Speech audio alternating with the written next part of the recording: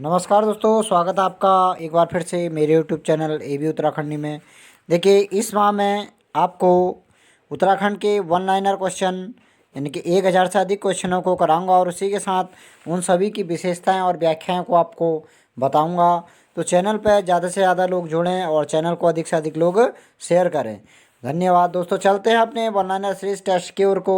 तो पहला प्रश्न हमारा है, उत्तराखंड हाईकोर्ट के प्रथम चीफ जस्टिस कौन थे? यानी कि कह रहा क्वेश्चन, उत्तराखंड हाईकोर्ट के प्रथम मुख्य न्यायाधीश कौन थे? जी हाँ दोस्तों, अशोक अभ्यंकर ए देसाई, जिन्हें शॉर्ट नाम ए देसाई के नाम से पुकारते हैं, तो ये उत्तराखंड हाईकोर्ट के प्रथम जज थे। देखिए, उसके बाद दूसरा प्रश्न हमारा उत्तराखंड की राजधानी है। देखिए, उत्तराखंड की राजधानी, अगर अस्थाई राजधानी आपसे पूछा जाता है तो अस्थाई आपका देहरादून में है, और स्थाई राजधानी अगर पूछा जाए तो स्थाई राजधानी गैरसैंण में है। तो दोनों ही राजधानियां हैं, आपको ऑप्शनल देखना पड़ेगा वहाँ पे कि कौन सा ऑप्शन आया हुआ है। तो तीसरा प्रश्न हमारा देखिए, उत्तराखंड में सिंचित क्षेत्र है, यानी कि उत्तराखंड में सिंचाई का कितना क्षेत्र है? देखिए, उत्तराखंड के अंतर्गत सिंचाई का 12.5% क्षेत्र है। ये 12.5% बहुत कम इसलिए है क्योंकि पहाड़ी क्षेत्रों की भूमि के लिए देखिए पर्याप्त नहरों और नलकूपों का निर्माण नहीं किया जा सकता है, तो इसीलिए 12.5% ही हमारे उत्तराखंड में सिंचित क्षेत्र है। देखिए, चौथा क्वेश्चन है, गंगा का उद्गम है।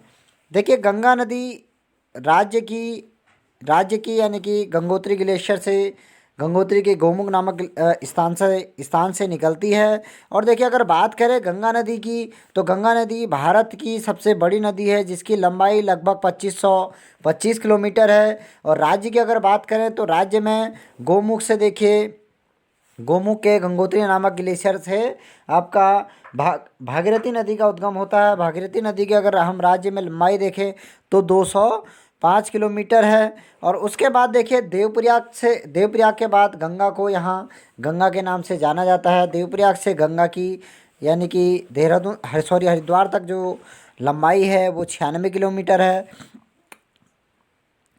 अगला प्रश्न हमारा देखिए, फूलों की घाटी स्थित है। देखिए, फूलों की घाटी की खोज सन 1931 ईस्वी में फ्रैंक स्माइथ ने की थी, और जो चमोली जनपद में स्थित है। ये देखिए, एक राष्ट्रीय नेशनल पार्क भी स्थित है। और राष्ट्रीय नेशनल पार्क की बात करें तो राज्य में 6 राष्ट्रीय नेशनल पार्क है, और 6 में से सबसे छोटा स्थान इसी का है। इसके क्षेत्रफल की अगर हम बात करें तो 87.5 वर्ग किलोमीटर में ये फैला हुआ है। और वर्तमान में यहाँ लगभग 250 से अधिक फूलों की प्रजातियाँ हैं। तो अगला प्रश्न हमारा देखिए, उत्तराखंड में विक्टोरिया क्रॉस सम्मान पाने वाला सबसे कम उम्र वाला सैनिक कौन थे? यानी कि देखिए, उत्तराखंड में अगर विक्टोरिया क्रॉस की बात करें तो देखिए, ब्रिटिश काल में सेना मेडल, सबसे उत्कृष्ट सेना में मेडल आपका क्या था? विक्टोरिया क्रॉस था। तो राज्य में 2 व्यक्तियों को विक्टोरिया क्रॉस मिला था, एक आपका दरबान सिंह नेगी और दूसरे थे गब्बर सिंह नेगी।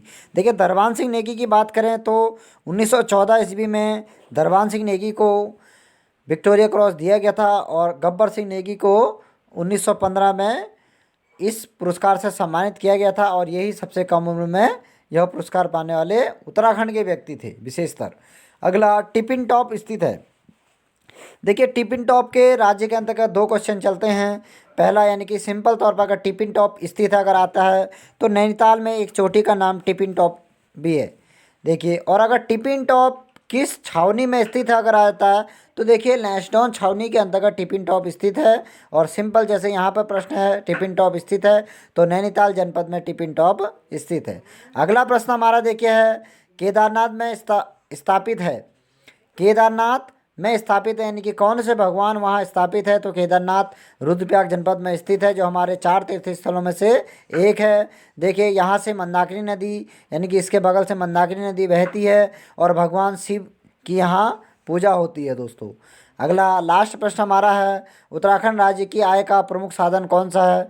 तो देखिए, उत्तराखंड में कोई ऐसा विशेष, देखिए, पहला या द्वितीय, जो प्रथम क्षेत्र या द्वितीय क्षेत्र है वो नहीं होते हैं। और तृतीय क्षेत्र की बात करें तो यहाँ तृतीय क्षेत्र के बहुत ही संभावना है और बहुत ही ये चर्चित है। तो इसमें देखिए, जैसे वन संसाधन एवं पर्यटक, देखिए पर्यटन का यहाँ विशेषतर एक आवास जैसा है और पर्यटन के काफ़ी क्षेत्र हैं, तो उसी आधार पर पर्यटन और वन संसाधन यहाँ के आपके उत्तराखंड राज्य के आय के प्रमुख स्रोत हैं।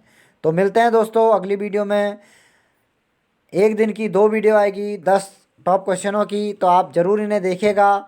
आप इन्हें अपने से दूर नहीं रखिएगा, क्योंकि निश्चित ही आप ही लोगों को इससे